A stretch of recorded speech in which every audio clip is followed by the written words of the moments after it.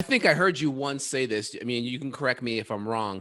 I think you were talking about your organic eggs versus the conventional eggs. And you're like, hey, yeah, this is twice the amount of cost, but do you know that the amount of folate in here is 20 times more? Can you talk about the nutrient density? And is that about correct? Is that number about correct from the quote Um, from before in regards yeah, to the folate in yes.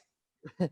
Yeah, yeah. Well, so we participated with Mother Earth News magazine Yeah. in a study back, oh, I don't know, 5 or 6 years ago. They got tired of people of being whatever, panned and excoriated for saying that there was a difference from carrot to carrot, egg to egg, pork chop to pork chop. And so they said, well, let's do it. Let's take pastured eggs. Let's find some farmers and settle this dispute. And so they got 12 of us. We sent them to a lab, and they measured for 12 nutrients.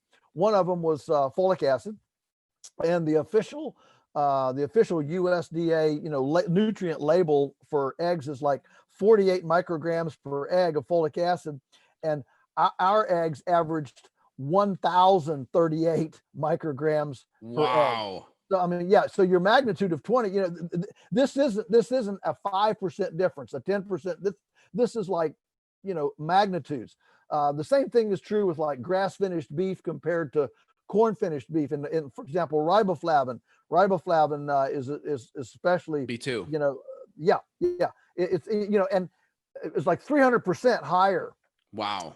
And so these products that when you talk about a salad bar, being able to exercise and fresh air and sunshine and on grass on a salad bar where they're moved every day to a new spot and get this fresh salad, the carotenes in that salad completely change the fatty acid, the nutritional profile, Exactly.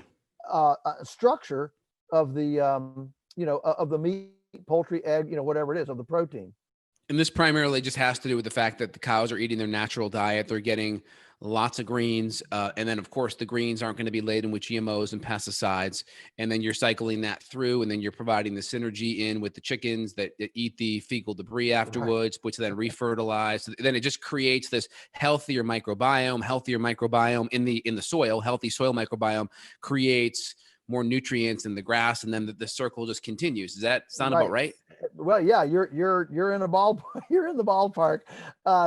Essentially, the diversity in our microbiome can only be as diverse as the diversity that we're feeding it in our food, and that can only be as diverse as the soil food web in the soil. I mean, every like tablespoon of soil has more beings in it than there are people on the face of the earth.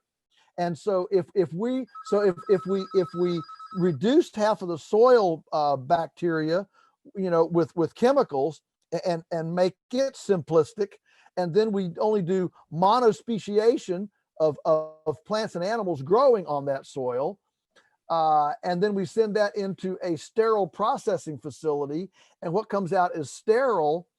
There's not much there to feed our microbiome. Exactly.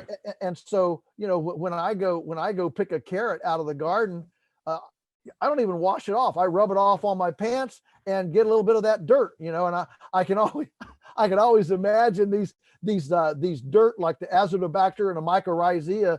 They come in and they come in and they go down, and I swallow them, and they hit their distant cousins down in my gut, right? Yeah. And, oh, hello, cousin. Where have you been? Yeah. And they have this family reunion of microorganisms. I That can makes just so much imagine sense. that going on. That makes sense.